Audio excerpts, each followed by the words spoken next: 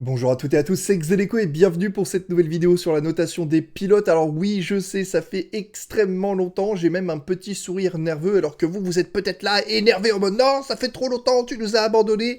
Je m'excuse, j'avais pas mal de rendez-vous médicaux et je me suis plutôt concentré sur ma chaîne YouTube principale pour les revenus financiers parce qu'il y a un bébé qui arrive. Donc, c'est pas grave, on va essayer de rattraper tout ça toute la semaine parce qu'il y a le dernier Grand Prix officiel qui arrive, le Grand Prix d'Abu Dhabi. Donc on se retrouve pour la notation des pilotes pour le Grand Prix à Zandvoort. Et c'est là qu'on dit toujours qu'en Formule 1, vous n'êtes que ce que vous avez fait lors des deux derniers Grands Prix. Donc on va voir si votre mémoire fonctionne bel et bien, puisqu'on va commencer la notation et je rappelle le résultat de la course. Déjà, ça va vous permettre de travailler la mémoire puisque Max Verstappen a remporté la course devant George Russell, Charles Leclerc, Hamilton, Perez, Alonso, Norris, Sainz, Ocon, Stroll, Gasly, Albon, Schumacher, Vettel, Magnussen, Guan Yu, Ricciardo, Latifi. Et on notera pas Bottas et Tsunoda pour la partie course puisqu'ils ont abandonné.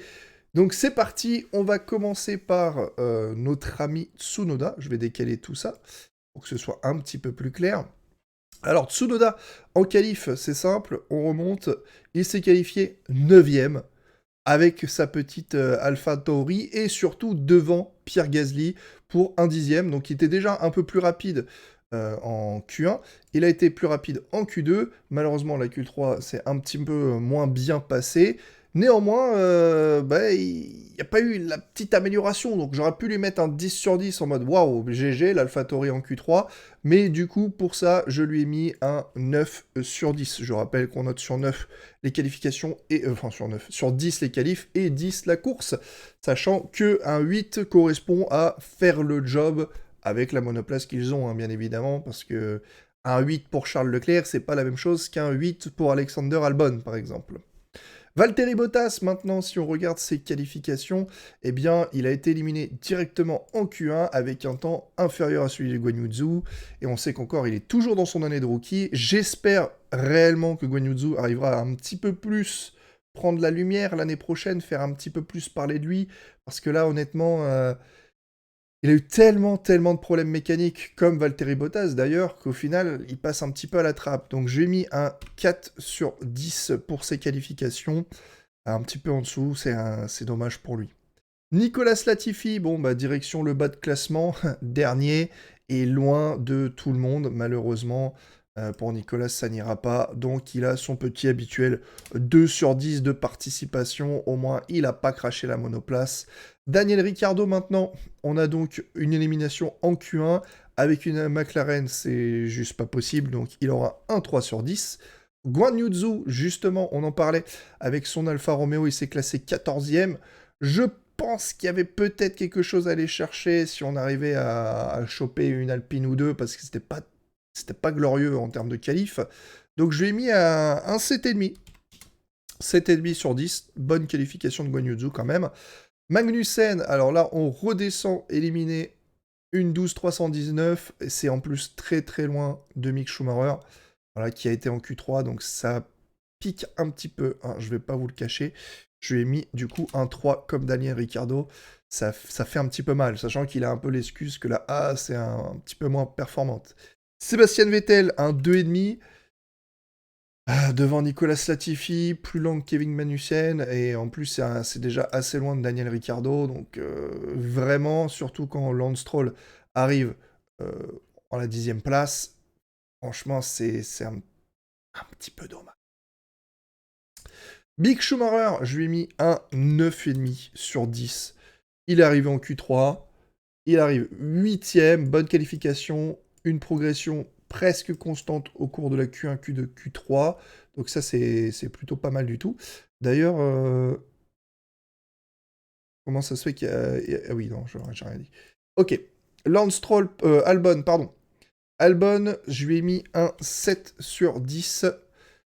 Encore une fois, c'est pareil, hein, on passe juste la Q1, mais on est un petit peu loin et il y a un temps inférieur en Q2. Donc une 11,695, une 11,802. S'il avait réussi à améliorer son temps, je pense qu'il aurait pu prendre la place à Guan Yu Zhou, qui lui justement a amélioré. Alexander ne l'a pas le fait, donc pour moi c'était un peu moins bien que Guan Yu Zhou. Je pense qu'il y avait la possibilité, au vu du rythme qu'il a affiché lors de la Q1, d'aller chercher une meilleure position. Donc un 7 sur 10, c'est quand même une bonne séance, il sort de la Q1, mais il y avait mieux à aller chercher. Qu'est-ce que j'ai fait comme bêtise? Pierre Gasly maintenant. Donc Pierre Gasly, on le retrouve ici à la 11e position. Donc une 11 705, une 11 512, mais il n'a pas été en Q3, contrairement à Tsunoda. Je lui ai mis un 8, et allez, je suis un peu généreux d'ailleurs, même en même temps.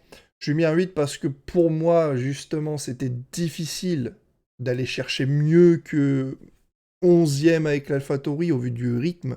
C'est pour ça que Pierre Gasly, pour moi, a fait le taf et que Tsunoda a fait mieux que le taf et que je lui ai mis du coup un 9. Lance Stroll maintenant. Alors Lance Stroll, je lui ai mis un 9 également. C'est sûr que la comparaison fait mal hein, quand Vettel se fait éliminer comme ça et que Lance Stroll arrive à aussi bien passer.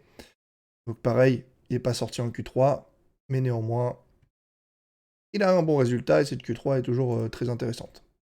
Esteban Ocon en qualif, je lui ai mis un 7. Et Alonso, je lui ai mis un 6,5. Pourquoi? Bon, bah, je pense qu'il n'y a pas photo. Hein, 12 et 13, franchement, on attendait un peu mieux des Alpines. Néanmoins, Ocon a fait la plus grosse progression entre la Q1 et la Q2, comme c'est souvent le cas. Il n'y a pas grand-chose entre les deux pilotes, mais pour moi, les deux pilotes n'ont pas fait le taf. Donc un 7 pour Ocon et un 6,5 pour Alonso qui est juste derrière. Mais heureusement, ça a été mieux en course. Hein. On continue avec Carlos Sainz ici, du coup, qui s'est qualifié 3e. Donc une 11 767, une 10 814 quand ils allument le moteur, une 10 434. C'est pas très loin de Charles Leclerc, les temps étaient plutôt bons, il était un peu loin en Q1, il était devant en Q2, et la Q3 il se retrouve de nouveau derrière. Je trouvais cette séance tout à fait correcte. Quand Charles Leclerc à la 2e position, le meilleur que vous pouvez être, c'était 3e. Donc pour moi, Carlos Sainz a fait le taf, il a réussi à mettre sa voiture là où c'était nécessaire de la mettre. Donc bien joué à lui, et du coup j'ai mis un 8,5 à Charles Leclerc, puisqu'il est devant. Ce qui nous amène avec Lando Norris qui est à la 7e position. Idéalement, c'était un peu ce qu'il pouvait avoir de mieux, même s'il n'améliore pas réellement son temps de Q3, c'est dommage. Mais bon, il est derrière les deux Mercedes, les deux Ferrari et les deux Red Bull, ce qui nous amène sur un 8. Parce qu'il a fait le taf, il a mis sa voiture là où elle devait être. Bonne séance de qualification de Lando Norris. C'est dommage qu'il n'améliore pas, comme je vous ai dit, hein. Allez, une 1116. Rien que là, s'il fait son temps de Q2, une 1116, il bat le temps de George Russell. Il se serait intercalé entre Perez et George Russell. Malheureusement, il aurait dû améliorer encore une fois son temps de Q2 pour la Q3. Et là, on aurait pu parler de quelque chose. On aurait pu dire, oh là, ça vaut plus que 8. Faire le taf, c'est... T'as la 4e meilleure voiture, donc la meilleure place que tu peux avoir, 8e.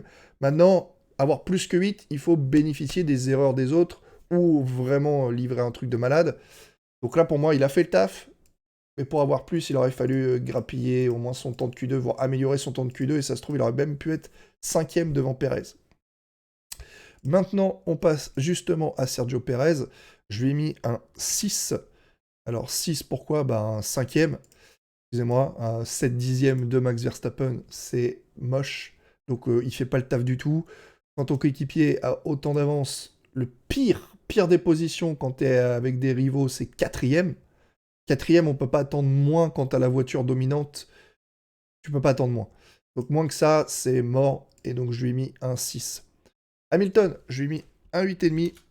Et Russell, je lui ai mis un 7. Pourquoi? Eh bien, encore une fois, Hamilton a réussi à se qualifier devant Sergio Perez, donc ce qui est plutôt pas mal. Et en plus, il met 5 dixièmes quand même à Russell, qui pour moi, du coup, n'a pas fait le taf, parce que lui aussi aurait pu être capable de se hisser devant Sergio Perez, étant donné qu'il avait fait un temps assez hasardeux. Et on finit avec un petit 9 de Max Verstappen, et sa pole position, c'est plutôt bien joué. Maintenant, au niveau de la course, donc on va prendre par le bas, et on va commencer avec Nicolas Latifi.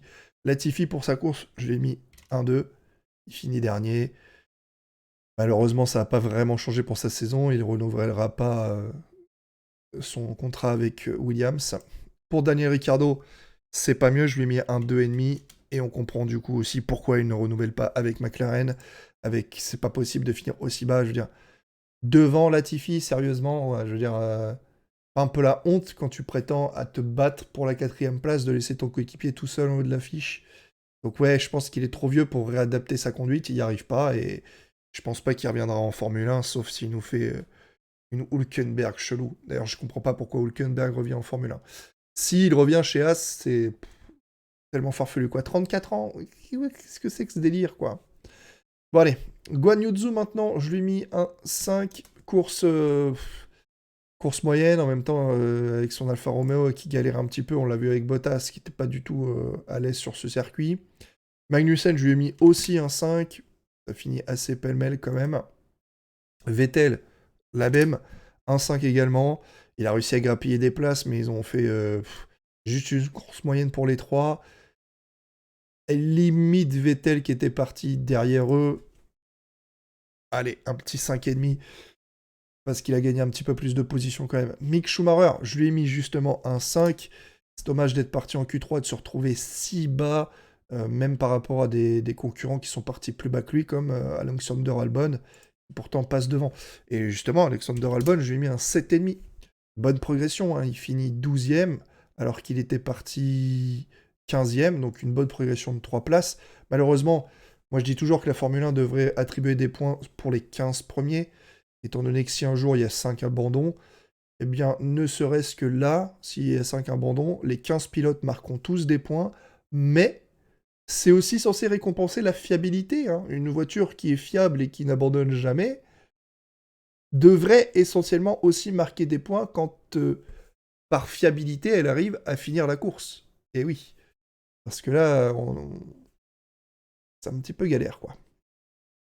Pierre Gasly, je lui ai mis un 8. Bon, course un petit peu anonyme, sans être vraiment anonyme, quoi. C'est-à-dire qu'il fait le taf, mais il y avait des voitures rapides qui étaient derrière lui, donc il se retrouve décalé, les 2 Alpines passent devant. Au final, il part 11e, il finit 11e, sachant qu'il y a 2 voitures plus rapides qui sont passées. Donc pour moi, il a fait le taf, c'était difficile, mais bon. Lance Stroll, je lui ai mis un... Ah non, attendez, je suis pas sur les bonnes lignes, non, mais j'ai mis un 7 à Pierre Gasly et un 8 à Lance Stroll. Je suis... Voilà, c'est bon, j'ai les bonnes notes. Histoire de faire les bonnes choses bien comme il faut. Il faut que je reconfigure aussi ma caméra parce que je sais pas pourquoi elle fait des trucs bizarres. Ouais, ça plus tard. Donc 7 pour Gasly, c'est dommage de ne pas aller accrocher le top 10. 8 pour Lance Stroll qui a fait le job, qui prend du coup le point de la 10e place, ça semble plus logique. Donc au moins il récupère un point pour Aston Martin. Esteban Ocon et Alonso, j'ai mis un 6,5 pour Ocon qui pour moi n'a pas fait le taf. Et j'ai mis un 8,5 pour moi à Alonso qui a fait le taf. Alors c'est un peu compliqué, je vous explique, parce que dans le résultat final, il y a une énorme différence. Et généralement dans le dernier relais, c'est toujours en faveur d'Alonso. Si on prend les départs, Ocon, il gagne plusieurs places, il maintient sa place. Au niveau du relais, il est très bon. Et derrière, Alonso, il perd 2 ou 3 places, il est bloqué derrière les AlphaTauri, il n'arrive pas à les passer, et c'est le pilote qui change le plus tôt ses pneus pour undercut. Je veux dire, Ocon était 10 secondes devant Alonso, et au final, quand Ocon s'arrête au stand et qu'il ressort, il ressort 5 secondes derrière Alonso. Vous imaginez 15 secondes de course perdue parce que la stratégie était merdique. Mais ça, j'en tiens pas compte. La stratégie, c'est une chose, c'est pas la faute d'Ocon. Je veux dire, lui, on le fait rouler. S'il voyait que les temps étaient plus compétitifs, il fallait le rentrer au stand avant. Et donc, Alonso a réussi à undercut tout le monde, a réussi à mieux se repositionner, et la safety car rebat les cartes, puisque valide un peu leur position. Et dans le dernier relais, c'est là où je vais juger un petit peu plus. Alonso était un peu plus incisif sur le dernier relais que n'a l'était Esteban Ocon, même si ses pneus étaient un peu plus vieux. Et au final, il profite pas de la pénalité de Sainz, je crois pour pas grand-chose, je sais même pas si on a les timers. Voilà, 20, 916, 21, 117. Il y a 2 dixièmes, hein, avec la pénalité de Sainz. Si Ocon avait été 2 dixièmes plus rapide sur un tour, il aurait pu choper 2 points de plus pour l'écurie. Et donc, en ce sens, pour moi, il n'a pas fait le taf en étant un chouïa trop lent comparé à Fernando Alonso. Sainz, justement, je lui ai mis un 6 parce que pour moi, il a fait encore moins le taf. Je veux dire, finir 8ème quand t'as une Ferrari, c'est pas possible. Te prendre une pénalité comme ça, stupide, c'est pas possible. Lando Norris, je lui ai mis un 8. Il a fait le job, le petit Lando. Les Alpines étaient compétitifs, c'était compliqué, ils ramènent des points. C'est dommage quand t'es un pilote contre deux, c'est toujours compliqué, mais bon. Il nous reste le top 5 avec Perez. Perez, je lui ai mis un 6 encore une fois. Merde, t'as la Red Bull, tu peux pas finir 5ème, donc c'est la même chose qu'en qualif. Si Verstappen est premier, tu dois être 2ème, 3ème, voire 4ème si t'es avec une équipe rivale. Là, c'est pas possible, même si la strat ne l'aide pas. Le rythme était clairement un petit peu ailleurs, quoi. Hamilton, je lui ai mis un 8,5, ainsi qu'à 85, ça fait un peu beaucoup. Je lui ai mis un 8,5, ainsi que Russell, un 8,5. Alors, pas pour les mêmes raisons. Pourquoi? Parce que Hamilton était plus rapide. Il traînait quand même derrière Verstappen. Il se rapprochait. Il avait potentiellement une victoire potentielle. La safety car fait que on décide de laisser Hamilton sorti. Abu Dhabi 2021 back. Is back. Et à l'inverse, on fait quoi? On pit Verstappen, Charles Leclerc, George Russell. Voilà, Hamilton, il se retrouve premier après la safety car avec des vieux pneus. Elle est condamnée. Hein. Un Verstappen, il passe, il signe une supériorité atomique. Un 9. Russell, du coup, réussit à prendre la deuxième place, donc c'est très bien joué. Malheureusement, au nez à la barbe d'Hamilton, voilà, je vais retrouver mon petite expression, au nez à la barbe d'Hamilton, qui du coup perd sa victoire potentielle et perd même le podium au profit de Charles Leclerc, qui a fait le taf, qui a réussi à prendre quand même les points qu'il fallait. Et pour ce faire, s'il fait le taf, ben voilà, hein, malheureusement, je ne peux pas lui mettre plus que 8, parce que George Russell est devant, alors que la Ferrari était plus rapide que les Mercedes sur ce Grand Prix. Et c'est un petit peu dommage, hein, puisqu'on regarde les temps finaux, ben, en course, ça a pris un petit peu l'eau. Alors que en qualif, franchement, les Ferrari étaient là au coude à coude avec les Red Bull. Donc perdre autant de temps, voilà, c'est aussi pour le dernier relais de George Russell qui est très bon. Malheureusement, Hamilton a fait ce qu'il a pu. Perez, c'est la noyade, donc voilà, 8,5, 8,5, ça me semble plutôt pas mal. Au niveau des notes sur ce Grand Prix, les pilotes les plus performants ont donc été Verstappen, Hamilton, grâce à sa qualification et à sa très bonne course incisive, mais malheureusement, qui s'est fait douiller par une safety car et se retrouve avec des pneus usés face à son coéquipier, et aussi Verstappen et Leclerc qui, eux, ont des pneus neufs. Pas de bol, mais malgré tout ça, c'est quand même une très belle prestation. Lance Stroll qui a réussi une très très très belle qualification sur ce Grand Prix et qui a réussi à tenir jusqu'à rester dans les points pour amener des points pour Aston Martin. Et à cette époque-là, Aston Martin galérait encore à trouver un petit peu, à jongler entre son rythme de qualification et son rythme de course. On sait que le rythme de course de l'Aston Martin ne va aller qu'en progressant au travers de cette saison. Vers la fin de saison, hein, ils sont très rapides, mais les qualifications faisaient toujours défaut, donc cette qualifiée-là, c'est très très bien. Charles Leclerc qui a fait un très bon Grand Prix, Lando Norris et George Russell qui ont fait un très bon Grand Prix, jusqu'à 15 hein, de toute façon. Alonso et Gasly ont effectué un bon Grand Prix. Derrière, on a Albon, Schumacher, Sainz, c'est correct. Ocon, c'est correct. Et en dessous, 12, c'est en mode ah les gars, faites un effort quand même, s'il vous plaît, quoi. Donc Guan Yu, Zhou, Perez.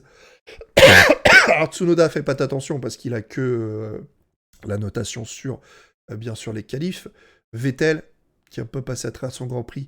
Magnussen, Ricciardo, inexistant. Et Nicolas Latifi, je vais pas dire inexistant parce qu'il est toujours existant en fond de peloton. Donc voilà, ce qui nous donne une moyenne actuellement. Et je vais regarder... Attendez, pour confirmer. 1, 2, 3, 4... Et combien on a? On a 30... 26? Oh, faut que je vérifie sur cette ligne. Combien il y a de cases grises? 1, 2, 3, 4, 5. Et faut que je regarde parce que je suis pas sûr que la moyenne de Tsunoda soit bonne. S'il y a 5, il devrait être là. Ah, attends, à moins que ce soit des sprints.